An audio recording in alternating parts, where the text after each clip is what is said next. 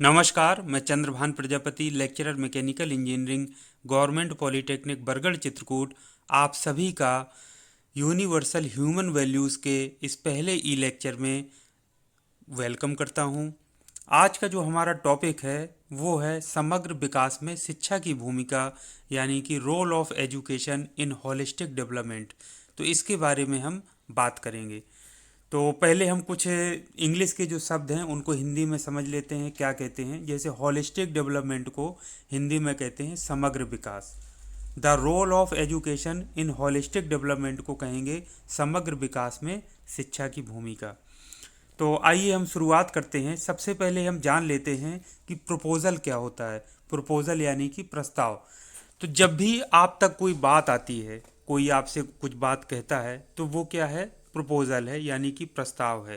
तो जब भी आपको कोई प्रस्ताव मिले या प्रपोजल मिले, तो आपको उसको सही नहीं मानना है। आपको क्या करना है? आपको स्वयं के अधिकार पर या स्वयं की जो नैसर्गिक आपकी प्रवृत्ति है, सहज स्वीकृति है, उसके आधार पर आपको उसको क्या करना है? जांचना है। और उसके आधार पर फिर जांचने के पश्चात आपको उसको सही या गलत मानना है। तो प्रस्ताव जब भी आपको मिले, आपको उसको स्वयं के अधिकार पर जांचना है और फिर सहज स्वीकृति के आधार पर, यानी कि नेचुरल एक्सेप्टेंस के आधार पर आपको उसको सही या गलत मानना है। तो एक तरह से देखा जाए तो यह संवाद की एक प्रक्रिया है। यह संवाद आपके और मेरे बीच शुरू होता है और फिर अपने आप में ही ये चलने लगता है, यानी स्वयं में चलने लगता है। अब हम बात कर लेते हैं द रोल ऑफ एजुकेशन, यानी कि शिक्षा की भूमिका क्या है। तो शिक्षा की भूमिका मानव में निश्चित मानवीय आचरण से जीने की योग्यता विकसित करना है। अब मैं कुछ महत्वपूर्ण बातें बताता हूँ आपको, जो कि हम लोगों को उस पर विचार किए जाने की आवश्यकता है। जैसे मैं आपसे कहूँ कि इन तीनों में से कौन सा भय आप लोगों के लिए प्रमुख है। ये नीचे तीन ऑप्शन दिए हैं। पहला मैं आपसे कहूँ हिंसक पशुओं का भय। क्या आपको हिंसक पशुओं का भय रहता है कि कोई शेर आ जाएगा, चीता आ जाएगा, आपको आपके ऊपर अटैक कर देगा? क्या ये भय आपके अंदर रहता है? या दूसरा प्राकृतिक आपदा का भय। क्या आपको ये भय सताता है कि अचानक बाढ़ आ जाएगी, कभी भी वो हमको दिक्कत हो जाएगी, हम बह जाएंगे, हमारा सारा सामान बह जाएगा, या कभी भूकंप अचानक से आ सकता है, तो हमारा अचानक से कुछ कुछ भी हो सकता है। या फिर तीसरा मानव के अमानवीय व्यवहार का भय। तो आप तीनों में से सोचकर बताइए कि सबसे ज़्यादा भय आपको कौन सा है, किस बात का है। इन तीनों ऑप्शंस जो आपको मैंने दिए हैं, हिंसक पशुओं का भय, प्राकृतिक आपदा का भय, या फिर मानव के अमानवीय व्यवहार का भय। निश्चित तौर पर अगर आप तीनों में से किसी से भी पूछेंगे तो जो तीन ऑप्शन है उनमें से ज़्यादातर का या सभी का यही आंसर होगा कि मानव के अमानवीय व्यवहार का भय हमको सबसे ज़्यादा है। आपको पता नहीं, रात में आप आ रहे हो कहीं से, आपको डर है कि कहीं कोई हमको लूटपाट ना कर ले, या फिर कहीं कोई घर छोड़कर चले जाएं तो कहीं कोई चोरी ना कर ले। तो ये सब मानव कर रहा है ना, जो इंसान कर रहे हैं, तो उनके अमानवीय व्यवहार का भय आपको सबसे ज़्यादा रहता है। अब आप ये बताइए कि यह जो भय है ये बढ़ रहा है या घट रहा है। तो इस पर आपको विचार किए जाने की आवश्यकता है। ये जो हिंसक पशुओं का भय है या प्राकृतिक आपदा का भय है, वो कुछ जगहों पर निश्चित तौर पर हो सकता है। जैसे जहाँ पर प्राकृतिक आपदाएं आती रहती हैं या प्राकृतिक आपदा आने का समय चल रहा हो, तो वहाँ पर निश्चित तौर पर प्राकृतिक आपदा का भी भय हो सकता है ज़्यादातर। और मान लीजिए कहीं कोई जंगल के पास रहता हो जहाँ हिंसक पशु आते रहते हों, तो उनका भी भय हो सकता है। लेकिन नॉर्मल कंडीशन में जहाँ हम रहते हैं, जैसे हम लोग जनरली शहरों में रह रहे हैं, कस्बों में या गाँवों में, तो वहाँ पर आपको सबसे ज़्यादा भय कौन सा सताता है? मानव के अमानवीय व्यवहार का भय। तो आपको इस पर विचार करना है और सोचना है कि कौन सा ऐसा भय है जो आपको सबसे ज़्यादा भयभीत कर रहा है। अब आप देखिए, साक्षरता लगातार बढ़ रही है और इसके साथ साथ मानव के जो अमानवीय व्यवहार का भय भी बढ़ रहा है। तो साक्षरता बढ़ने के साथ साथ मानव का जो व्यवहार है वो क्या होना चाहिए? मानवीय होना चाहिए। जबकि हो उल्टा रहा है, साक्षरता बढ़ रही है और मानव का जो अमानवीय व्यवहार है वो भी बढ़ता जा रहा है, जिससे कि क्या हो रहा है? भय उत्पन्न हो रहा है। 4 जुलाई 2000 का ये आपका ये सामने अभी स्क्रीन पर न्यूज़पेपर देख पा रहे हैं। उस पर आप देखिए कि 1947 में जो साक्षरता की दर थी वो 12% थी, और 2011 में साक्षरता की दर कितनी हो गई? 74%, यानी कि 74%। तो सुप्रीम कोर्ट ने ये कहा कि जो हमारा एजुकेशन सिस्टम है, जो हमारे देश में जो शिक्षा तंत्र है, वो अपने मकसद को प्राप्त करने में असफल रहा है। जो शिक्षा का उद्देश्य है उसको पाने में कहीं ना कहीं फेल हो गया है या असफल रहा है, और इसको तत्काल ठीक किए जाने की या दुरुस्त किए जाने की आवश्यकता है। तो ये टिप्पणी की थी सुप्रीम कोर्ट ने। ये जो बहुत मशहूर जो न्यूज़पेपर हैं, इसके साथ साथ न्यूज़ हैं, तो ये खबर काफ़ी प्रकाशित हुई थी, जैसा कि आप अभी स्क्रीन पर देख भी पा रहे हैं। तो आप सोचिए, जो हमने अभी बात किया वो यही कि 1947 से 2011 तक की अगर हम बात करें, तो कहीं ना कहीं जो साक्षरता की दर है वो 12% से 74% तक हो गई। लेकिन मानव के जो अमानवीय व्यवहार का जो डर है, जो भय है, वो लेकिन लगातार बढ़ता जा रहा है। इसका मतलब कहीं ना कहीं सुप्रीम कोर्ट को ये टिप्पणी करनी पड़ी कि कहीं ना कहीं जो शिक्षा का जो मूल मकसद था, वो ऑब्जेक्टिव था, वो कहीं ना कहीं हम उसको प्राप्त करने में असफल रहे हैं। तो कुछ ना कुछ ऐसी कमी है हमारे एजुकेशन सिस्टम में, शिक्षा तंत्र में, जिसको कि दुरुस्त किए जाने की या ठीक किए जाने की आवश्यकता है। अब बात कर लेते हैं शिक्षा संस्कार की। तो जो शिक्षा संस्कार होते हैं वो मानव के आचरण का आधार होते हैं। जैसे अगर आप देखें, पेड़ पौधे हैं, तो पेड़ पौधे में जैसा बीज होगा वैसा आचरण होगा। जिस चीज़ का आप बीज डालेंगे वही पेड़ निकलेगा। अगर फूल वाला होगा तो फूल का निकलेगा, फल वाला होगा तो फल निकलेंगे। मान लीजिए गाय की बात करें, काऊ की, तो जैसा वंश होगा वैसे उनका आचरण होगा। अगर मानव की बात करें तो मानव के लिए जैसे शिक्षा संस्कार उसको दिए जाएंगे उसी तरह का उसका आचरण होगा। तो प्रकृति में हर इकाई का एक निश्चित आचरण दिखाई देता है। मानव के अलावा मानव का जो आचरण है वो काफ़ी चेंज होता रहता है, और वो कैसे चेंज होता है इसके बारे में भी हम आगे डिस्कस करेंगे। तो हम शिक्षा संस्कार की भूमिका की अगर बात करें, तो शिक्षा संस्कार की भूमिका मानव में निश्चित मानवीय आचरण से जीने की योग्यता को विकसित करना है। तो शिक्षा संस्कार की कहीं ना कहीं कमी हो रही है। अगर मानव के अंदर या इंसानों के अंदर मानवीय आचरण विकसित नहीं हो रहा है, तो शिक्षा संस्कार की क्या हो रही है, भूमिका में, या जो उसके उद्देश्य है उसमें कहीं ना कहीं कमी आ रही है। तो अब ये सोचने वाली बात है, जो विचार किए जाने की आवश्यकता है, क्या ऐसी शिक्षा की हमको आवश्यकता है? इसे सुनिश्चित करना किसकी जिम्मेदारी है? जो टीचर हैं स्कूल के, कॉलेजेस के, यूनिवर्सिटीज़ के, उनकी जिम्मेदारी है, या छात्र छात्राओं की स्वयं की जिम्मेदारी है, या फिर छात्र छात्राओं के जो पेरेंट्स हैं, उनके माता पिता हैं, परिवार के लोग हैं, उनकी जिम्मेदारी है, या फिर समाज की जिम्मेदारी है, या फिर इसमें सभी की जिम्मेदारी है? तो क्या हम ऐसी शिक्षा को सुनिश्चित कर पा रहे हैं? तो ये शिक्षा जो हमको शिक्षा संस्कार देने चाहिए, जो शिक्षा का मुख्य उद्देश्य है उसको पाना चाहिए, तो क्या ऐसी शिक्षा को हम सुनिश्चित कर पा रहे हैं? तो ऐसी शिक्षा सुनिश्चित करने के लिए क्या करने की ज़रूरत है या क्या आवश्यक है? तो इन सब चीज़ों के बारे में भी हम अध्ययन करेंगे। अब आप ये सोचिए कि क्या मानवीय संबंध महत्वपूर्ण हैं आपके लिए? आप अपने आप पर विचार करिए, ये एक प्रश्न है कि क्या आपके लिए मानवीय संबंध महत्वपूर्ण है। तो आइए हम इस पर चर्चा कर लेते हैं कि हम अपने आप में जांच कर देखते हैं कि हम सबकी चाहना क्या है। चाहना मतलब हमारी डिज़ायर क्या है, हम चाहते क्या हैं। तो इसे हम अपने में जांच करके इसको देख सकते हैं। तो डिज़ायर, जो चाहना होती है किसी भी व्यक्ति की, वो सुखी होना चाहता है, वो समृद्ध होना चाहता है, और सुख और समृद्धि की निरंतरता चाहता है। मतलब चाहता है कि वो सुख और समृद्धि निरंतर बनी रहे और वो बढ़ती जाए। तो अगर हम इसको प्रश्न के रूप में बनाएं, तो डिज़ायर हमारी क्या है? क्या हम सुखी होना चाहते हैं? क्या हम समृद्ध होना चाहते हैं? और क्या हम सुख और समृद्धि की निरंतरता चाहते हैं? तो जो सभी का जो जवाब होगा वो यस में होगा। आप, ये प्रश्न आपके लिए हैं, आप इसमें सोचिए कि क्या आप सुखी होना चाहते हैं, क्या आप समृद्ध होना चाहते हैं, या क्या हम सुख और समृद्धि की निरंतरता चाहते हैं। तो अब हम बात कर लेते हैं कि चाहना, जो डिज़ायर हमारी है, और वो होने में क्या अंतर है। एक होता है चाहना कि हमारी इच्छा है कि हम ऐसे बन जाएं, लेकिन एक स्टेट ऑफ बीइंग यानी होने में कि हम हैं क्या। तो हम सुखी तो होना चाहते हैं, लेकिन अब बात यह है स्टेट ऑफ बीइंग क्या है, क्या हम सुखी हैं। हम समृद्ध होना चाहते हैं, तो डिजायर हमारी कहती क्या हम समृद्ध होना चाहते हैं। और तो स्टेट ऑफ बीइंग क्या है, क्या हम समृद्ध हैं। इसी तरह से क्या हम सुख और समृद्धि की निरंतरता चाहते हैं। अब इसमें मेन प्रश्न ये है, अभी आप क्या है, क्या सुख समृद्धि की निरंतरता है आपके पास। इन सारे प्रश्नों का चाहना यानी कि डिज़ायर और स्टेट ऑफ बीइंग यानी होने में अब आपको अंतर तलाशना है, दोनों के जवाब तलाशना है। अब हम बात करते हैं जो डिज़ायर है, चाहना है, वो क्या है और उसके लिए उस चाहने को, जो डिज़ायर को पूरा करने के लिए हमारे प्रयास क्या हैं, एफर्ट हम क्या क्या कर रहे हैं। तो जैसे क्या हम सुखी होना चाहते हैं, तो ऑब्वियस सी बात है, आपने ये प्रश्न पूछा है तो आप सुखी होना चाहते हैं, हर व्यक्ति सुखी होना चाहता है।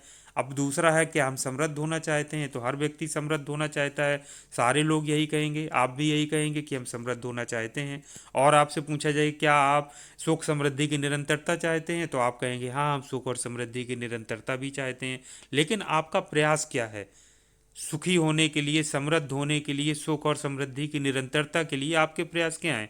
सुख और समृद्धि की निरंतरता के अर्थ में है, अर्थ आपको उसको समझे जाने की आवश्यकता है कि केवल क्या आपने सुविधा संग्रह को, इसको सुख समृद्धि और उसको निरंतरता से जोड़ लिया है।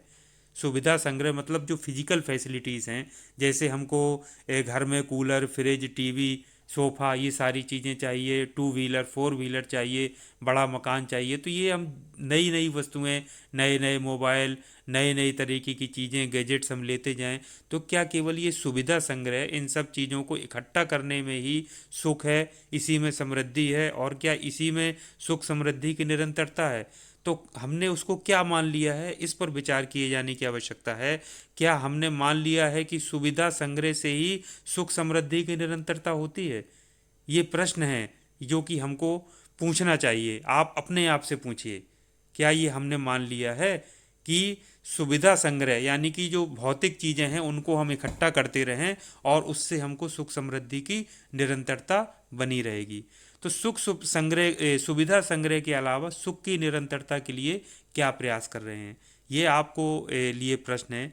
तो आप देखिए कि सुविधा संग्रह के बारे में तो हर कोई सोचता है, हम सोच रहे हैं कि भाई सुविधाएं हमारे पास बढ़ती जाएं, सभी तरीके की सुविधाएं होती जाएं, दूसरे के पास हम जो सुविधा देखते हैं वो चाहते हैं कि वो सुविधा हमारे पास भी हो जाए।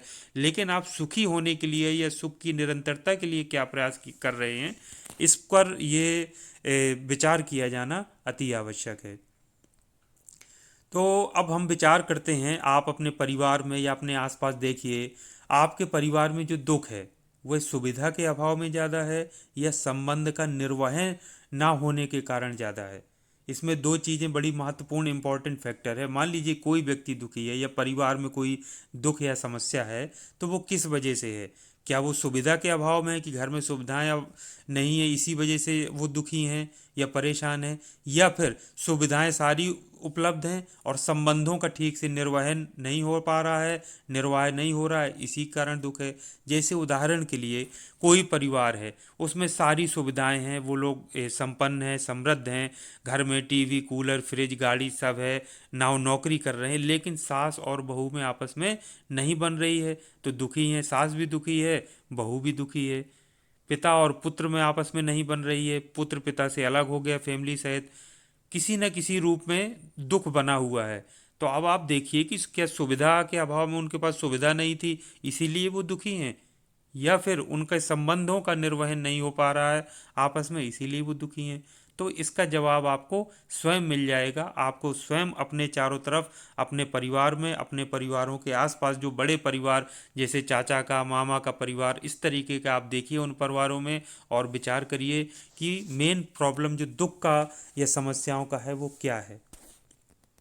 अब आप सुविधा जुटाने के लिए कितना समय व प्रयास लगा रहे हैं और संबंधों का निर्वाह के लिए कितना समय प्रयास लगा रहे हैं, इस पर भी विचार किए जाने की ज़रूरत है। सुविधा जुटाने के लिए तो हम समय दे रहे हैं, तरह तरह के प्रयास कर रहे हैं, लेकिन संबंधों का निर्वहन करने के लिए आप कितना समय दे रहे हैं और कितना प्रयास कर रहे हैं, इस पर भी विचार किए जाने की आवश्यकता है। तो दुख जो है वो संबंध का निर्वाह न होने के कारण ज़्यादा है, परंतु समय व प्रयास सुविधा के लिए ज़्यादा लगाया जा रहा है। अगर आप विचार करेंगे, जो प्रश्न मैंने आपसे पूछा है, आप कहीं का भी उदाहरण देखेंगे तो ये निष्कर्ष आपके सामने निकल कर आएगा कि जो व्यक्ति दुखी है, परिवार में जो दुख हैं वो संबंधों का निर्वाह न होने के कारण है, परंतु हमको संबंध सुधारने की बजाय हम क्या कर रहे हैं, हम अपना समय और जो प्रयास है वो भौतिक सुविधाओं को जुटाने में लगा रहे हैं। हम किस में लगे हुए हैं कि भौतिक सुविधाओं को हम जुटाते जाएं, उनको इकट्ठा करते जाएं और उसी में हम सारा समय दे रहे हैं, उसी में हम पूरा प्रयास अपना कर रहे हैं। लेकिन जो उसका मूल कारण है दुख होने का, कि संबंधों का निर्वाह ना होना, उस पर हम कोई ध्यान नहीं दे रहे हैं। तो ये अपने आप में जांच कर हमको देखना है कि मानव के लिए सुविधा भी आवश्यक है, बिल्कुल एक बात तो क्लियर है, लेकिन संबंध भी आवश्यक है। ये चीज़ बिल्कुल स्पष्ट होकर निकल करके आ गई। बिना संबंधों के यदि संबंध आपके अच्छे नहीं हैं तो चाहे जितनी सुख सुविधाएं आप जुटा लीजिए, आप कभी भी सुखी नहीं हो सकते हैं। इसके अलावा अगर आप ध्यान से देखें तो मानव और पशु में एक मूलभूत जो अंतर है वो इसी चीज़ का है। उसको अगर आप समझें तो सुविधा का, सुविधा आप देखो पशु को भी आवश्यक है देखिए, और मनुष्य के लिए भी आवश्यक है, किंतु जो पशु के लिए सुविधा आवश्यक है वो पूर्ण भी है, और मनुष्य के लिए भी सुविधा आवश्यक है पर वो पूर्ण नहीं है। उसको एक सुविधा अगर ज़रूरत है वो पूरी हो जाए तो उसको और दूसरी सुविधाओं के बारे में सोचता है, और ज़्यादा की लालसा रखता है, लेकिन अपने संबंधों को सुधारने का प्रयास नहीं करता है जिससे वो सुखी हो सके। तो पशु को सुविधा का अभाव होता है तो वह परेशान होता है, और सुविधा मिल जाए तो वह आराम में आ जाता है। जैसे अगर गाय को पेट भर घास मिल जाए तो वो फिर आराम से जुगाली करती रहती है, उसको फिर उसकी जो परेशानी है, जो सुविधा का अभाव था वो दूर हो गया तो वो आराम से जुगाली कर रही है, अपना काम कर रही है, ठीक है। लेकिन यदि मनुष्य को सुविधा का अभाव होता है तो वह परेशान व दुखी होता है। अब यदि उसको वो सुविधा मिल जाए जिसके बारे में वो दुखी व परेशान है तो फिर वो उसको भूल जाता है और उसके अलावा 100 और चीज़ें सोचने लगता है। अब वो 100 और चीज़ें कौन कौन सी हैं, क्या क्या उसमें फैक्टर्स हैं, उसको भी हम बात कर लेते हैं। जैसे अब आप स्वयं में अपने जांच करके देखिए कि क्या आप इस बात पर रोज़ खुश होते हैं कि आपको पेट भर भोजन मिल रहा है। कितने लोग होते हैं, या फिर और आप तरह तरह की नई नई बातें बनाते हैं कि हमारे पास तो ये कमी है, गांव में हम रहते हैं तो हमारे पास हम ज़्यादा हमारे घर वाले पढ़े लिखे नहीं हैं, या हमको सरकारी स्कूल में पढ़ाते रहे। इस तरीके की चीज़ें आपके मन में आती हैं। क्या आप खुश होते हैं कि जब आपको पेट भर भोजन मिल रहा है, शाम को आप भोजन करके सो रहे हैं, आपको पढ़ने के लिए किताबें हैं, स्कूल है, अच्छे स्कूल में आप पढ़ रहे हैं, तो क्या इस बात पर कभी आप खुश होते हैं? तो ये विचारणीय प्रश्न है, इसको आपको ज़रूर विचार करना चाहिए। तो मानव के लिए अब आपको एक बात स्पष्ट हो गई, अभी तक का जो डिस्कशन हुआ कि उसमें सुविधा भी आवश्यक है परंतु संबंध भी आवश्यक है। तो संबंध किसका? मानव का, मानव के साथ संबंध, और सुविधा किसके साथ? शेष प्रकृति के साथ। तो यदि सुविधा की बात करें तो पशुओं के लिए आवश्यक है और पूर्ण भी है, लेकिन मानव के लिए आवश्यक तो है परंतु पूर्ण नहीं है। तो इसी बारे में हम और चर्चा अगर करते हैं तो सुविधा के अलावा जो 100 और चीज़ें इंसान सोचता है वो चीज़ें क्या हैं। अगर इन 100 और चीज़ों पर हम ध्यान दें तो मूलतः दो प्रकार की सूची बनकर निकल कर आएगी। एक तो मानव के साथ संबंध में भाव, और दूसरा स्वयं में सही समझ और ज्ञान। ये दो चीज़ें मेल आपकी निकल कर आएंगी यदि हम 100 चीज़ों पर ध्यान दें। तो मानव के साथ संबंध में भाव और स्वयं में सही समझ और ज्ञान। तो इसको सुनिश्चित करने के लिए मनुष्य सोचता है सुविधा के अलावा। तो ये दोनों चीज़ें जो थीं, जैसे पहला बताया मानव के साथ संबंध में भाव और स्वयं में सही समझ और ज्ञान को सुनिश्चित करने की बात मनुष्य सोचता है सुविधा के अलावा। वो जानता है सुविधा तो वो सोच ही रहा है, लेकिन वो ये भी जानता है कि संबंध में भाव होना चाहिए, स्वयं में सही समझ और ज्ञान होना चाहिए, उसके बारे में सोचता है, लेकिन प्रयास नहीं करता है और ना ही उसमें समय देता है। अब मनुष्य की चाहना को यदि हम पहचानें तो वह सभी के साथ संबंध पूर्वक जीना चाहता है और संबंध पूर्वक जीकर सुखी होता है, इसलिए संबंध मनुष्य के लिए आवश्यक है। तो ये स्पष्ट है। जैसे आप घरों में मान लीजिए किसी घर में सास और बहू का झगड़ा हो रहा है, तो आप यदि सास से पूछेंगे अलग से कि आप क्यों लड़ रही हैं, तो वो अपनी दुखी अपना पीड़ा बताएंगी, लेकिन वो ये कहेंगी कि मैं तो सुखी रहना चाहती हूँ, मैं तो अच्छे से जीना चाहती हूँ, वो सामने वाला ही गड़बड़ है, वो ऐसा कर रही है इसीलिए मैं परेशान हूँ। अगर आप बहू से पूछेंगे तो वो कहेगी मैं तो सही हूँ, मैं तो संबंध पूर्वक जीना चाहती हूँ, सुखी रहना चाहती हूँ, लेकिन वो गलत कर रही है इसीलिए मैं ऐसा कर रही हूँ। तो कहीं ना कहीं क्या है, इस तरह से संबंधों का जो समझ है, जो समझ होनी चाहिए, वो कहीं ना कहीं नहीं आ पा रही है रिश्तों में, जिसकी वजह से क्या हो रहा है, दुख हो रहा है। तो इतना तो निश्चित है कि कोई भी मनुष्य अगर आप पूछेंगे वो दुखी है, संबंध नहीं उसके बन पा रहे हैं, लेकिन अगर आप उससे पूछेंगे कि वो क्या चाहता है, तो वो यही कहेगा कि वो सभी के साथ संबंध पूर्वक जीना चाहता है और संबंध पूर्वक जीकर वो सुखी होना चाहता है, और इसलिए सब ये संबंध मनुष्य के लिए आवश्यक है।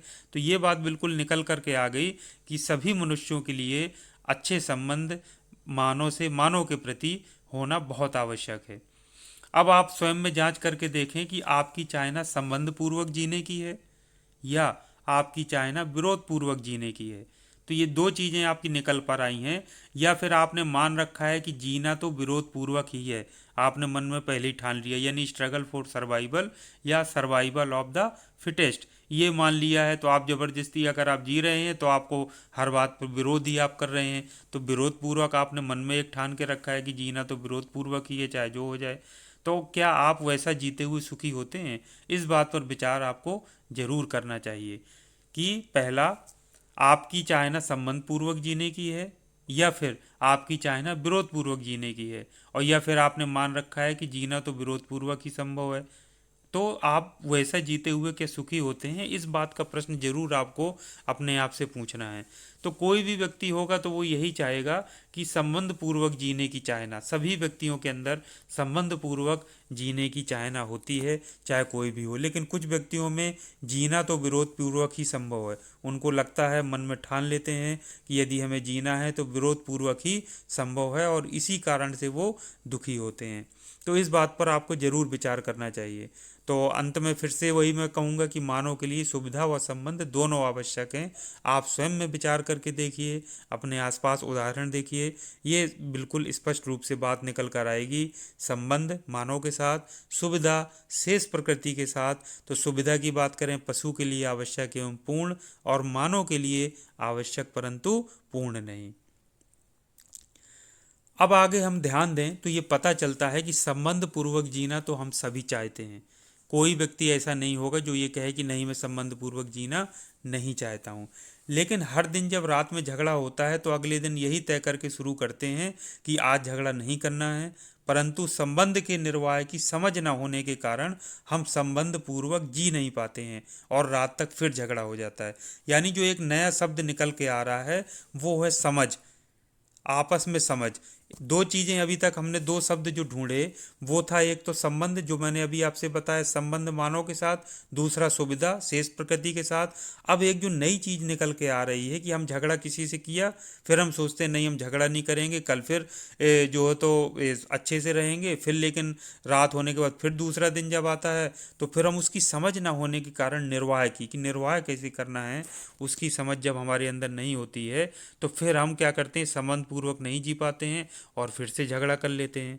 तो ये एक जो नया शब्द निकल कर आ रहा है वो है समझ, यानी अंडरस्टैंडिंग। तो ये इसलिए संबंध के निर्वाह के लिए अपने में संबंध की समझ का होना आवश्यक है, अर्थात मानव के लिए समझ की भी आवश्यकता है। तो अब ये जो नया शब्द निकल कर आया वो समझ, समझ मतलब स्वयं में हमको समझदार होना पड़ेगा, यानी हमारे अंदर सही समझ होना चाहिए। तो अब ये तीन शब्द निकल कर आ गए, समझ स्वयं में, संबंध मानव के साथ, और सुविधा शेष प्रकृति के साथ। अब ये तीनों में से हमको विचार ये करना है कि जो हमारी प्रायोरिटी होगी, यानी प्राथमिकता होगी, वो क्या होगी। पहले समझ होना चाहिए, या पहले संबंध होना चाहिए, या फिर पहले सुविधा। तो आप इन तीनों में से अब आप विचार करिए कि इन तीनों में से हम एक नंबर किसको देंगे। हम सुविधा को एक नंबर देंगे, समझ को दो नंबर देंगे, या संबंध को तीन नंबर देंगे, या फिर आपके लिए संबंध इंपॉर्टेंट है, एक नंबर संबंध, दो नंबर सुविधा, तीसरे नंबर समझ, या फिर एक नंबर समझ, दूसरे नंबर संबंध, तीसरे नंबर। तो आपके मन में क्या विचार आ रहे हैं, इस आप चित्र को देखिए। तीन शब्द मैं आपको दे रहा हूँ, इसको आप नोट कर लीजिए। एक तो समझ जो कि स्वयं में होनी चाहिए, संबंध मानव के साथ होना चाहिए, और सुविधा शेष प्रकृति के साथ होना चाहिए। अब आपको क्या करना है, ये आपके लिए असाइनमेंट है। जब हम नेक्स्ट टाइम, जब नेक्स्ट वीडियो में मैं आपसे बात करूंगा तो हम इसी को आगे, इस डिस्कशन को बढ़ाएंगे कि समझ, संबंध और सुविधा में प्रायोरिटी क्या होना चाहिए, यानी कि प्राथमिकता क्या होना चाहिए, यानी पहले नंबर पर कौन आएगा, दूसरे नंबर पर कौन आएगा और तीसरे नंबर पर कौन आएगा। तो इसकी हम चर्चा करेंगे। आप अपनी कॉपी में ये तीनों चार्ट के रूप में जैसे आपको दिख रहा है, आपको ब्लॉक आप बना लीजिए और उनकी नंबरिंग करिए और बताइएगा कि आपको आपके लिए प्रायोरिटी किसकी है, एक नंबर पर, दूसरे नंबर पर किसकी है और तीसरे नंबर पर किसकी है। तो इसी डिस्कशन को आगे बढ़ाते हुए नेक्स्ट वीडियो में मिलते हैं। तब तक के लिए थैंक यू वेरी मच। आपका दिन शुभ हो।